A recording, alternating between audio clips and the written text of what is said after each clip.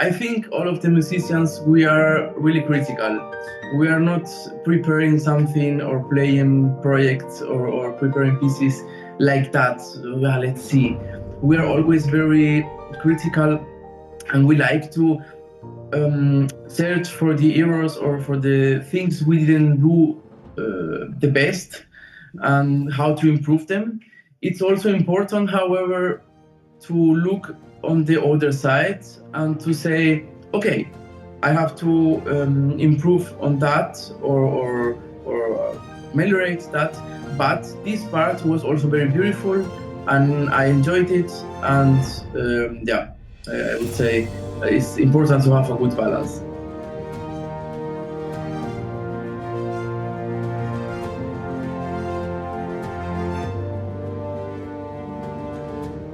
Good morning, Pablo.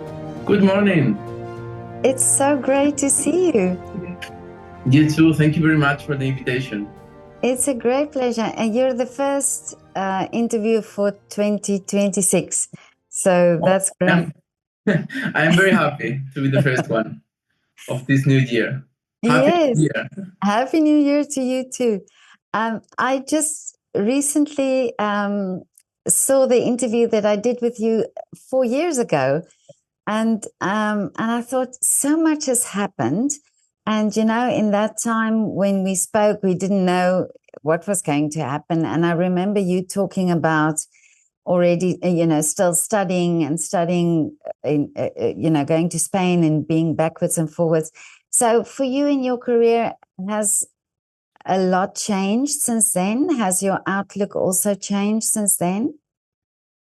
Well, a lot has changed. That's true. I finished all my studies, but I'm still living in Vienna.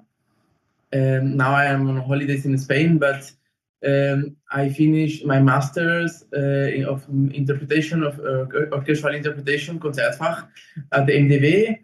I also finished my master in contemporary music ensemble at the MDW.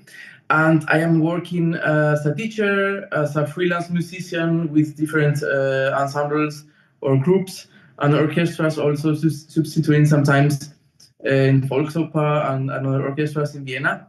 So yes, I would say something has changed. A lot, yeah, a lot has changed.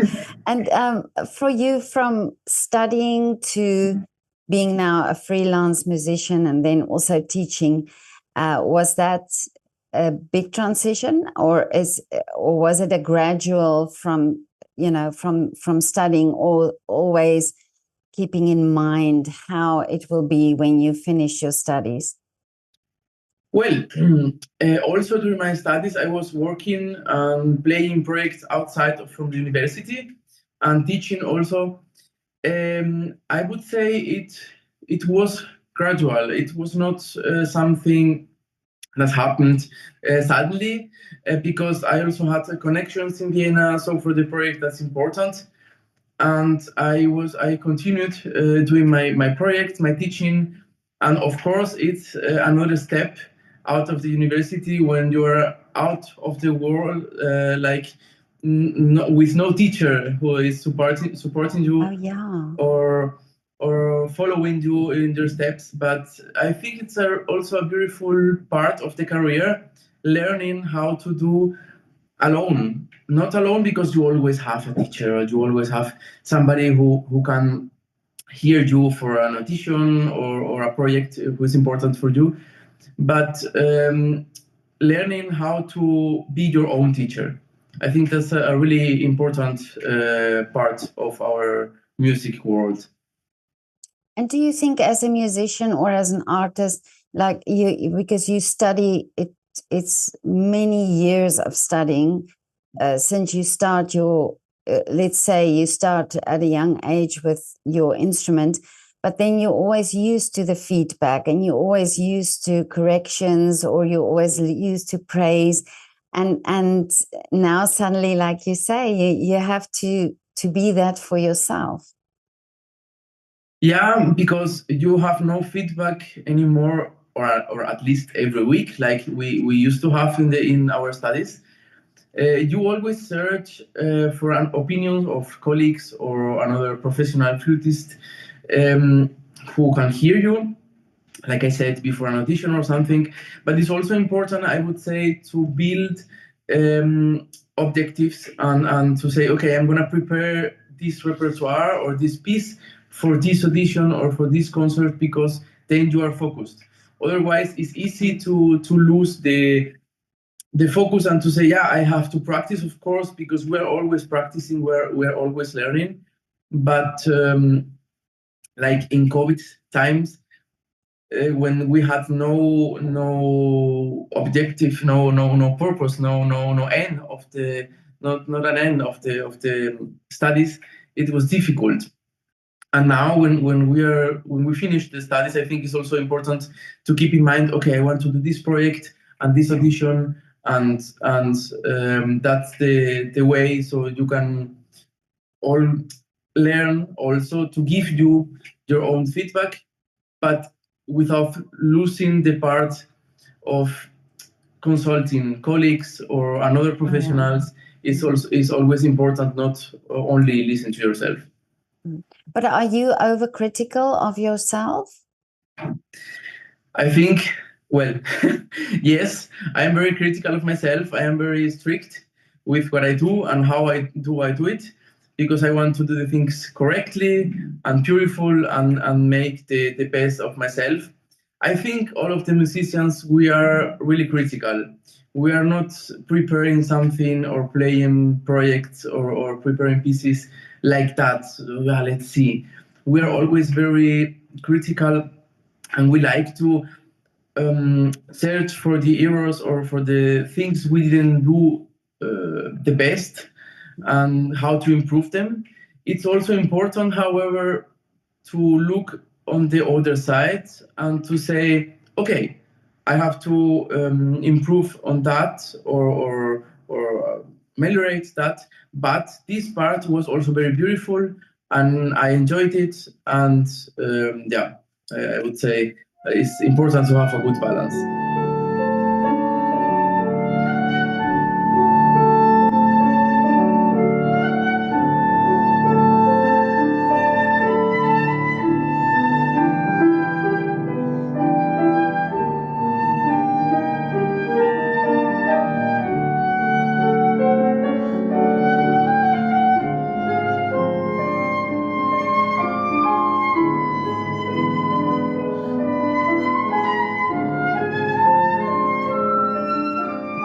Yeah, I think that's exactly what you say, you know, that you're not just critical, but that you always, or that you also can acknowledge, you know, when you've done something good or, you know, because that's where the enjoyment comes from, I presume.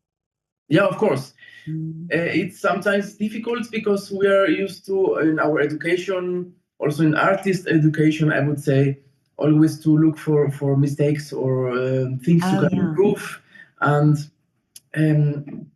before it wasn't so typical to say, but that phrase was beautiful, or the sound here, I liked it a lot. But it's also important. As a teacher, I also remarked that this is not only important to say, okay, you have to improve that, or we can work on that, but also, look, this part was really nice. The way you interpreted this phrase is also beautiful. So it's I think quite important to do it. And do you find that by teaching you also learn things yourself, you know, or do you notice things from your students that you think, you know, it's, oh wow, yeah, now I haven't seen it that way, or I haven't looked at it that way? Yeah, of course. It depends on the age of the students, of course. Yeah. It's different with children or adults. With both of them. But that's true. A lot of things come again, and I am looking to them from the other side. Oh yes. And now I am saying, without thinking about it, But I am saying the same things my teachers told me when I was a student. So you have to do that like that. And I see also the faces on the students like worried sometimes. Yeah, but that's difficult. And as a teacher, I say, I know, I was there. But and for them, it's also encouraging to hear that I was there and I was on that phase. I had to learn it also. But yeah, there's a lot of things that are coming back. And also another aspect we can learn from students, because every student is different.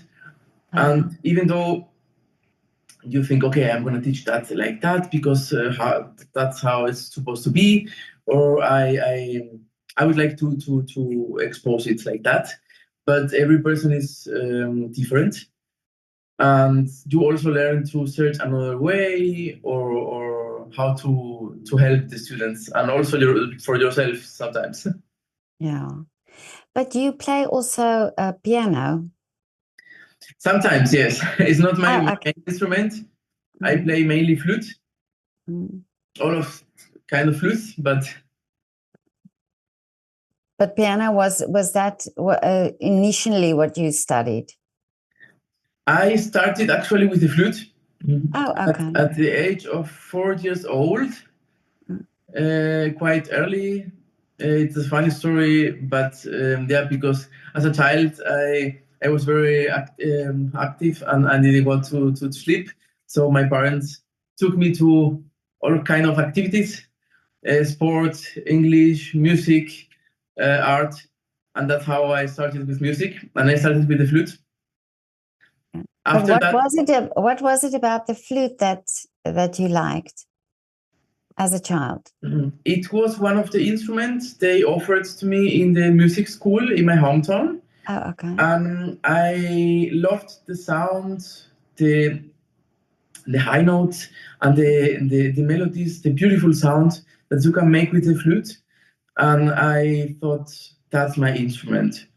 And I started with a really small flute, plastic flute for children, and then it's part of my life now. I couldn't imagine my life without my flute. Actually, everywhere I travel, I am with my flute. Really? Is this something you just take out sometimes and just play? Is it a love like that, or is playing the flute something where you have to do breathing exercises and things like that before you can play? There's also an important part to do pre-exercises of playing that we do mostly on auditions or important concerts and so on. But of course, I do it also, but of course with family now on the holidays or friends sometimes. It's lovely. They are happy that I play and I take the flute and play some music or some songs they know. Not only for work, that's the good part. It's not only for work, but also for enjoying. But about the technical side of say playing the flute, and because it's something that you need your breath to play, so it comes from the body, and so it's almost like singing where the body is very involved in creating the music. So is it also affected by your mood, how you play? Is it affected by, I mean, of course, if you have a cold, it's difficult to play. But what I'm thinking about is the mood. Does it affect you when you're very emotional, and how does that work with playing? Yeah, of course, it affects me. It affects me, I think, to every instrument, because we artists and musicians, we are not only we are working with music and with feelings. We of course we have some more theoretical side or exercises we have to do, and there's a technical part, of course, but the feelings are always there. And sometimes if you don't have a good day or you are not feeling well. Mostly with wind instruments, also with singing, everything has to do with the air. It has an impact on you because you are not, you feel sometimes you are not breathing the same way, or you are not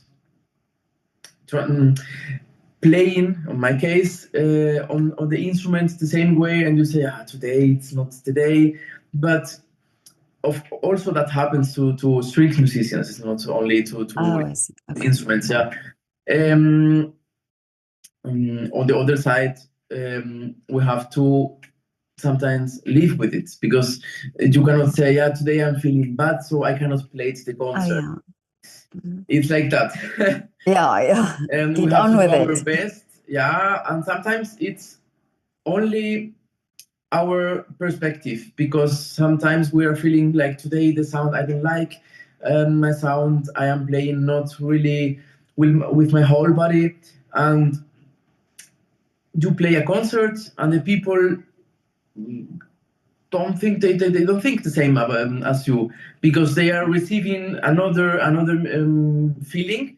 And because if you are doing your best, of course, for them they are open, and they want to receive music and feelings, and you are feeling not so well today, but they receive other things. So it's mostly a thing of going straight and working always.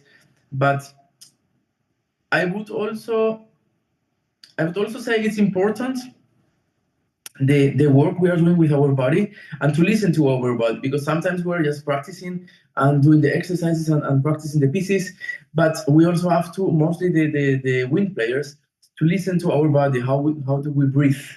What do we do with our body? Because sometimes automatically we are having a gesture or something that is not helping with the interpretation, and it's very important that we hear our body and hear what is coming out of us or our instrument when we are playing.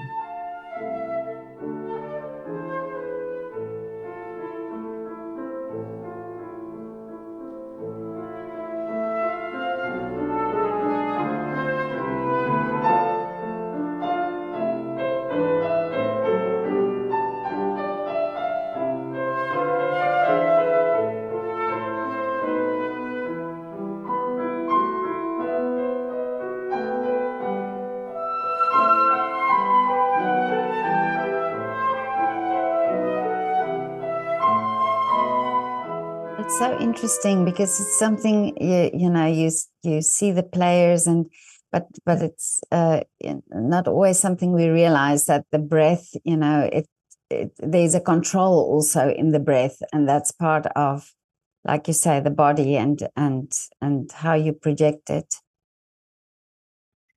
Yeah, of course. And like you say also before, if you have a cold or something, it's not always easy. But sometimes you cannot say, I cancel and that's it. Yeah. I think it's however important to take breaks, not to always work without resting, because the body, when you don't take a break, the body stops you and say, hey, take care of you. It's not everything about work. You also have to have the breaks and hear to your body, because that will help the interpretation, that will help the way you are playing and playing the music. Mm-hmm. But Pablo, tell me, I recently saw also on Instagram you do concerts here in Vienna as well. You collaborate also with other musicians as well. So talk to me about that. Is it do you have ensembles that you play with? I am, like I said, a freelance musician. I am not fixed in any ensemble, but I was playing this last year quite a lot with classical and contemporary music. After I finished my master of contemporary music, I was also playing with some ensembles. this last year in Vienna and Graz also, like Ensemble Zeitfluss in Graz or in Vienna Ensemble Platypus. I was playing with them quite a lot this 2025 with 21 Jahrhundert in September I played, and with other groups of contemporary music, but also classical music.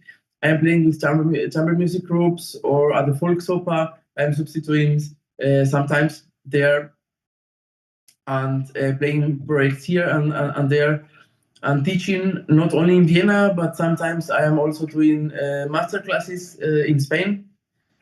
Okay. And, okay, so you go back to, because you're originally from Spain. Yes, Mm.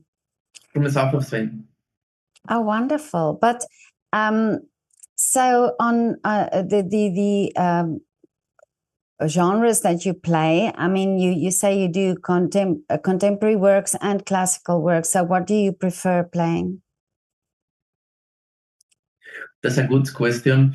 I like both. I would say classical music. It's been my whole life.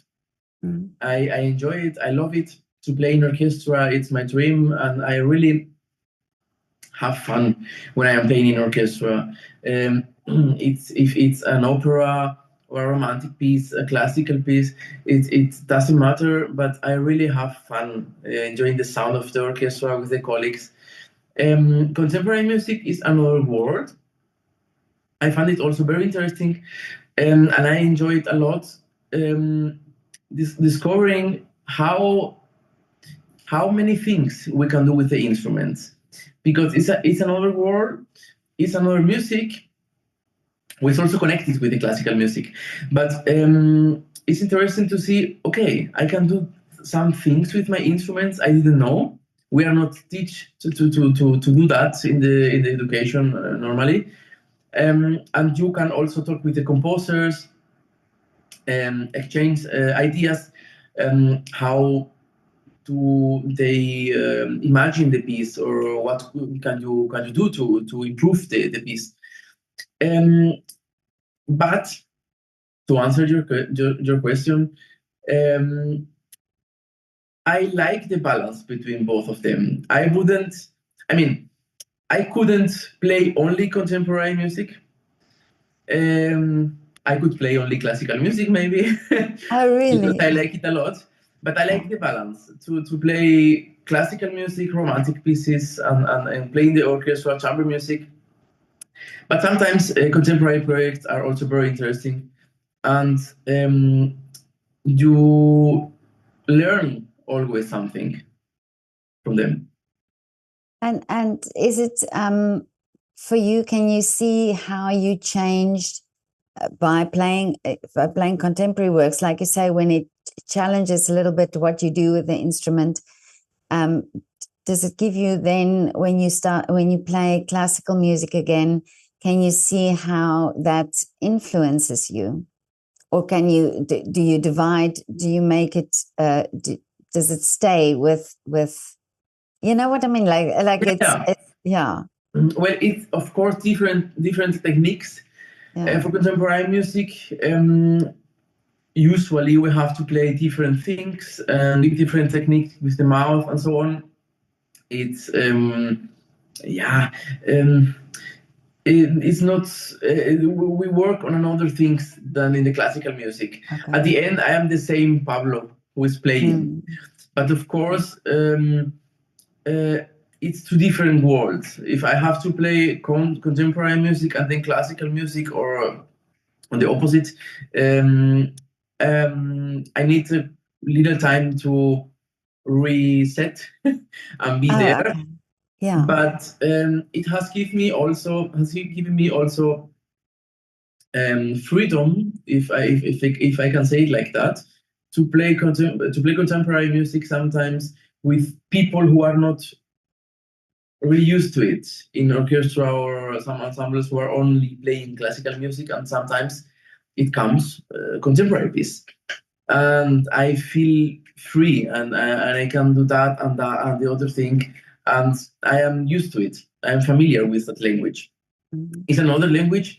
At the beginning, I remember when I started with contemporary music at the university, I told my teacher, after 2 months, I feel myself like a child because I need more time to read the score than for the classical music. Of course, another language is it's written in another way. Usually, sometimes it's quite similar, but and she told me, yeah, it's another language. You are learning it from the beginning.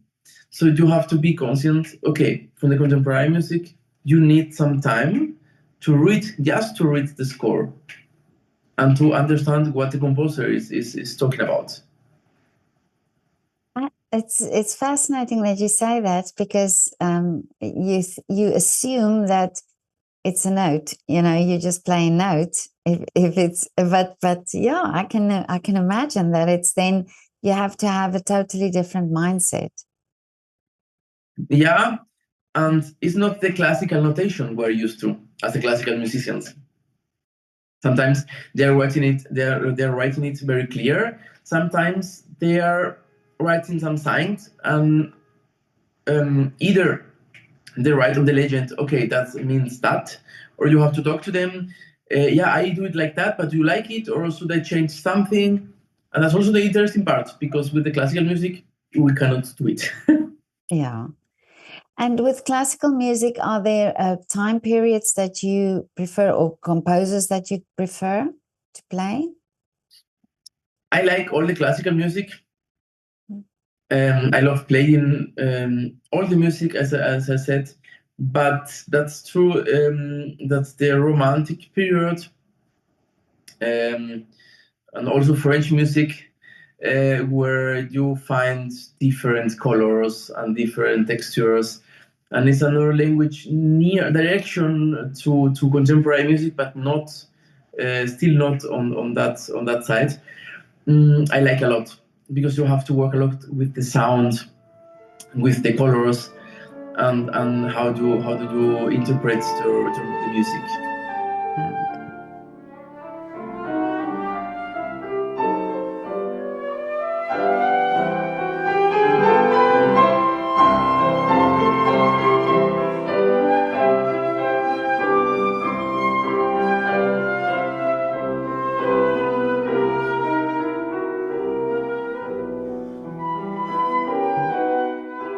But there's also a lot written, I think, for the flute or in those periods. Yeah, of course. There's a lot of pieces, solo or chamber music, in orchestra, of course, and there's a lot of composers. I mean, I like them a lot. I was also playing. We played a concert actually in September with a colleague of mine, piano player.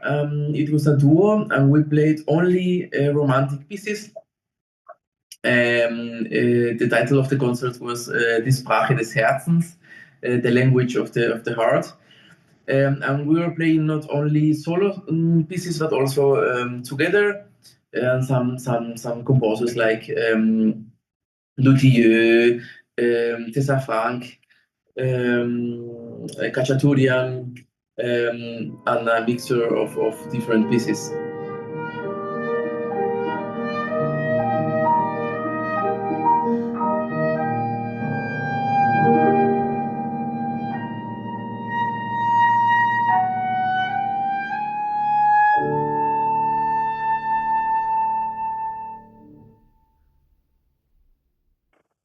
But Pablo, tell me, what are now ahead for you for the future? What is the dream, and what are the wishes?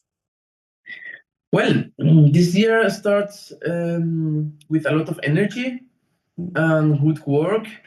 I have some orchestra project on the next month. Also, chamber music, we got contemporary music projects. My teaching is always there, and I am pursuing my dream. My dream is to play in an orchestra, to have a fixed job in an orchestra. I would love that in the future. And working freelancing, playing projects here and there, and that's my life, and I enjoy it a lot. That's so amazing, and you understand the process of it, of how you will get there. Yeah, of course, it's also important because we musicians, we are always focused on the next objective, on the next step, but we sometimes don't enjoy the process, and it's so important to enjoy the process, to enjoy the places you are playing, where you are playing, the people you are playing with. That I think is crucial. It's very, very beautiful. Sometimes we are not, I speak for myself. We are not enjoying 100%, and we're, yeah, I play this project, and then next week another project, yeah, and then with that orchestra, and then sometimes you sit there and say, okay, but hear what you are playing, look where you are, and enjoy it. Oh yes. But that's in for everybody, you know. That I think we sometimes and sometimes we see what other people do, and it's almost it pushes you, or it's almost that urgency of, oh, look where they are now, or and so that you forget that where you are now is actually at the right place for you, you know. So and it's exactly what you're saying. If you sometimes just look and where you are and think, wow, this is, you know, this is where it's very important also to look backwards, because sometimes we always want more and more. Yeah, but I'm gonna go do that and this audition and this project. And sometimes, like you said, we look the other person, and yeah, but he's achieved that, or he's playing there. But sometimes it is also important to say, okay, where was I 6, 7, 8 years ago? How many things have I achieved? How have I done? And that's also important to say, hey, well done, because it has cost work and effort and everything. It's the same for everybody. But it's encouraging to look to the future, to say, okay, but I have accomplished that, and I can do more. Somebody once said to me that sometimes you have to look, sometimes you have to think like your 11-year-old self and think, if you had known where you are today, would you have believed it? You know, so, and it's true, because at 11, you have these dreams and you forget that you are actually living these dreams at the moment. How true. That's completely true, because sometimes we forget with the rush of the day, the stress of our lives, because we're living always on the future more than on the present, and we forget to enjoy every moment. Even in Vienna, it's a beautiful city. For example, when you are working, I was doing some projects 2 months ago in the center, just walking to the rehearsal room, enjoying the weather. Sometimes is not so good, but it's like that, like that. But enjoying the view and breathing and saying, okay, now it's here. It's very important to look with another eyes, like you said. That's true, yeah.